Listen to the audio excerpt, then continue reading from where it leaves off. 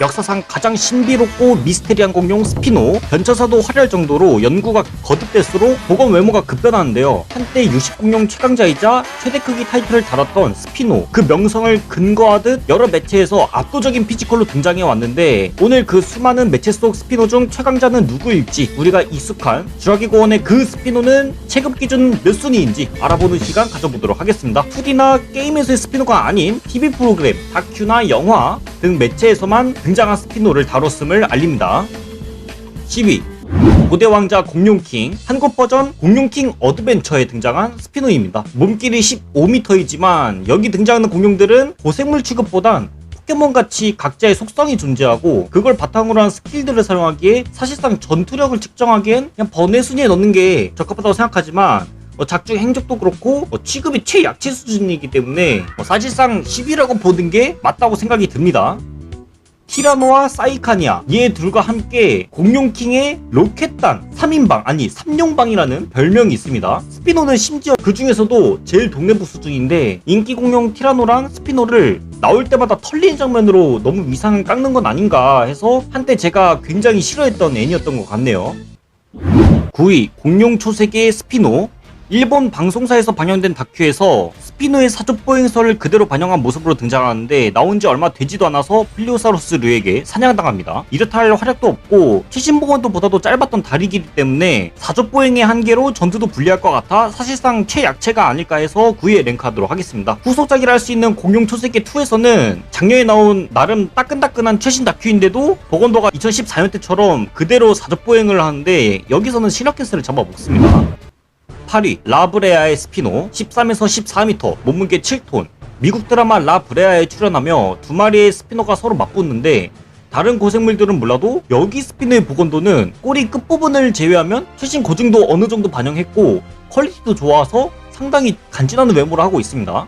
하지만 스피노의 추정치가 너프된 이후에 반영된 매체라 그런지 무게는 7톤 정도로 과거 스피노에 비해서 체급이 상당히 낮은 편이므로 8위에 랭크합니다.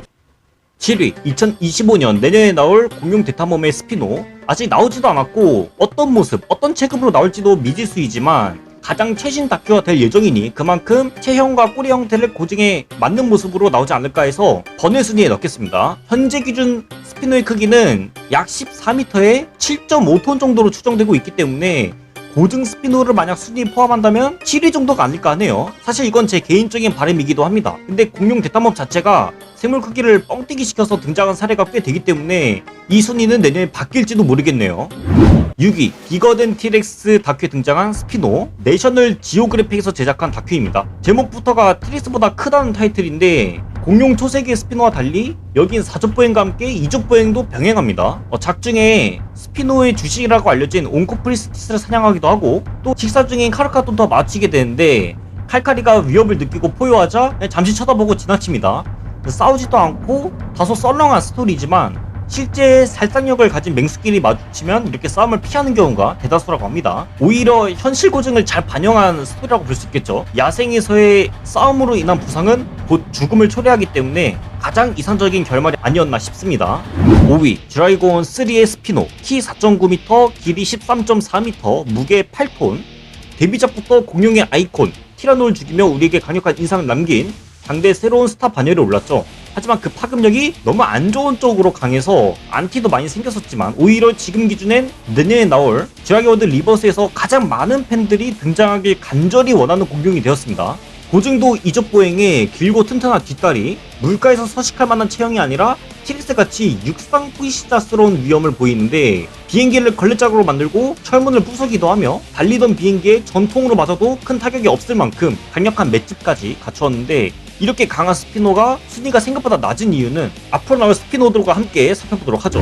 4위, 백악기 어드벤처의 아세트 87, 87번 자산이라는 일종의 상품 코드 같은 이름으로 소개되는데, 쥬라기 고원 3의 스피노가 이 스피노라는 가설도 존재합니다. 아직 공식적인 오피셜이 나오지 않았고 설령 같은 스피노라 할지라도 주공 3 시점의 스피노는 약 13m에 8톤 정도지만 여기 시점의 스피노는 16m가 넘고 무게가 10톤으로 주공 3 스피너가 더 성장한 듯한 체급을 보유합니다. 사실상 거의 도미니언의 기가오토 이상 수준의 스펙업된 상대로 등장하죠. 작중 T렉스 상대로 2대1 전투를 하다시피 하는데 조종을 당한 채로 싸우긴 했지만 수적 불리함에도 결국에 물러나긴 했지만 그래도 나름 버텨가며 괴물같은 저력을 보여주었습니다.